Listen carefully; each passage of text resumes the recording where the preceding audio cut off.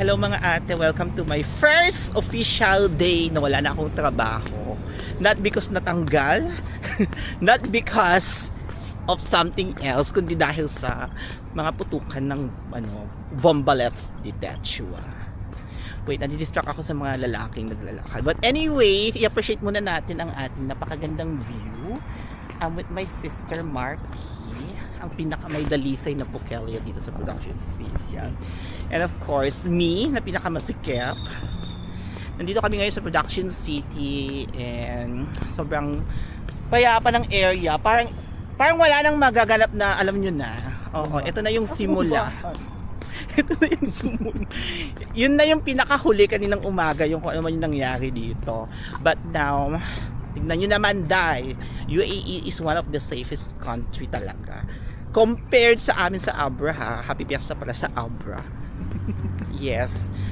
Girl, nagsisimula pa lang ang ano doon, ha? Nagsisimula pa lang yung fiesta nung last week.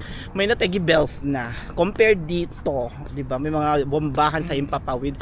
Ni isa walang nategi bells. Ah, meron ba? Wala. Sa wala. Meron. Overall meron. Overall meron naman, pero yung kumbaga compared sa kung ano yung nangyayari sa Pilipinas talaga na mga patayan is wala dito be. Talagang dito very safe. Kung ano man yung nakikita nila sa media or something, parang exaggerated na lang yung mga story. But for us na nakatira dito, di talaga namin na feel.